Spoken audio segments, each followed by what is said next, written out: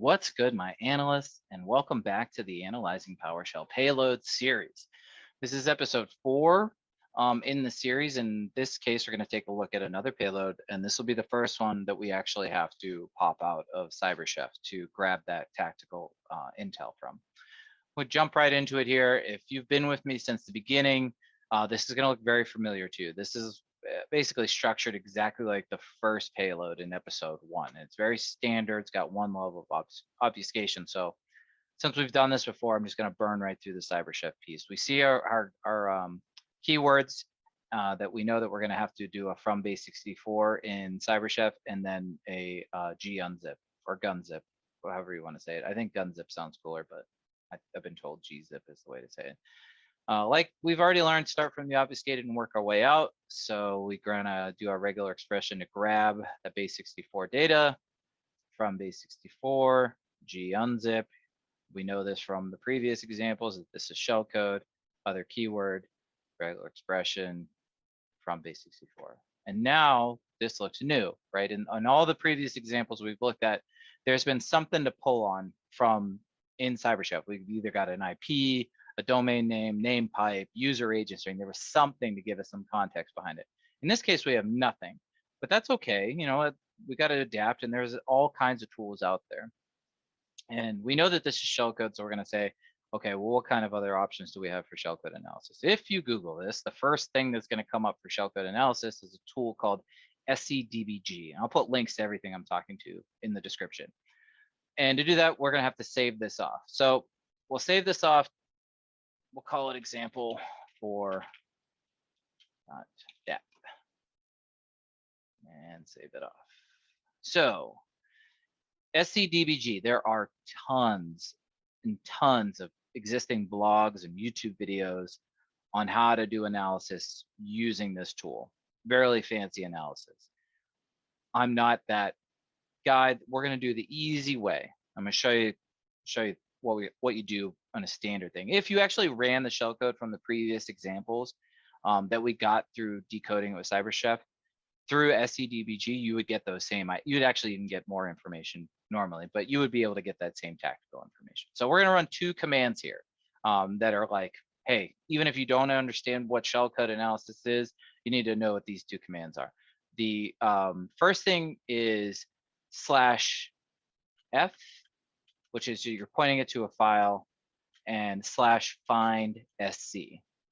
And that means find shellcode. And it's going to do some smart stuff to try to identify shellcode in the data that we have. Now, this says no shellcode, that's a hard word to say, detected, and saying, oh, I tried my smart stuff and it didn't see it, which is interesting. So it's just pointing at the file and it's going to try to process it. And we get this error. It says error accessing 0, not mapped.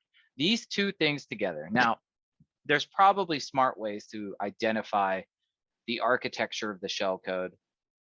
I see these 2 things. I immediately think, oh, this must be 64-bit shellcode. That's just based on my experiences. SCDBG can only do 32-bit shellcode, so I know that, oh, we're going to have to switch something else to do 64-bit. But it's really easy. Don't worry. So we can use this other tool called Speakeasy. And all we're going to do is point it towards that same DAT file. We're going to say, go ahead and do it as a 64-bit architecture.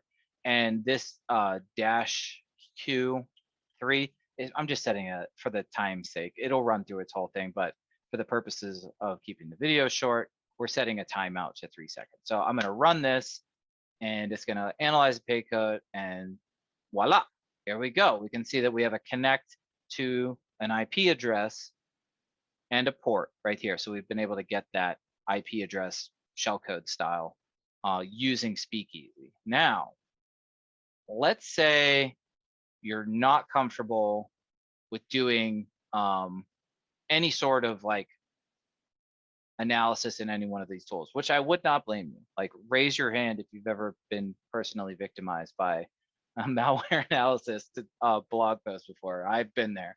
I'm going to show you a way we can compile this shellcode into an executable, run it, and then just see what happens to it. Now, obviously, I've made this payload, so I know it's not connecting to anything evil, but disclaimer, if you're doing this in the real world, make sure you're running this on you know, a VM or some box that you don't care about lighting on fire and throwing away because if it gets popped because you're doing some of this analysis.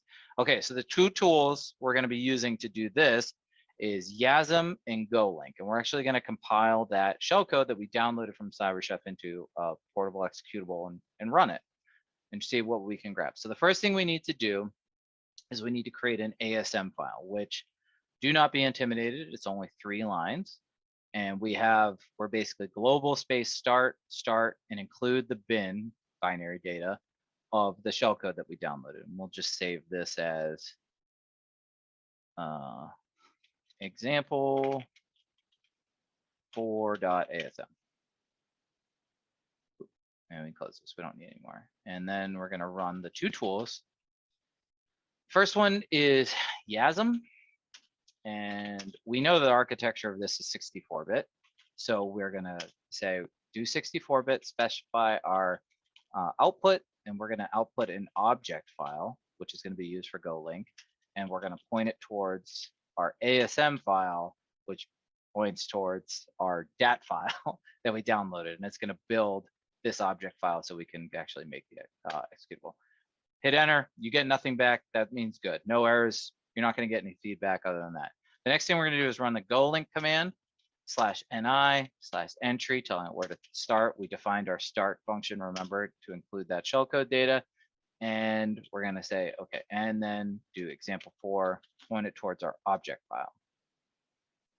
We do that, and we should get, hopefully I have my AV disabled, otherwise it's going to yell at me. And then we have our example 4.exe, right? We just made a binary out of that shellcode. So what you can do, like I said, make sure you do this on a safe, you know, analysis system. Is we're going to use, you know, this is not going to be shocking to anyone who knows me, but we're going to use PowerShell to go ahead and pull that same IP we got from the other like shellcode analysis tool. And all we're going to do is run this. We're going to grab that process information, and we're going to see if it's sending any SYN packets out, and try to grab what IP it's connecting to. So we're gonna run it, and then we're gonna use PowerShell, and there we go. And then we get that same IP address. So now there's 2 ways. One is way kind of easier, and you could use like sysinternal tools or Wireshark or whatever network data you want to do to grab that IP address. But if you're not comfortable working with the shellcode analysis tools, or you just can't get it to work, yasm and golink are a great backup. So now you know how to get the tactical threat intelligence from a 64-bit shellcode when you can't get it out of CyberChef.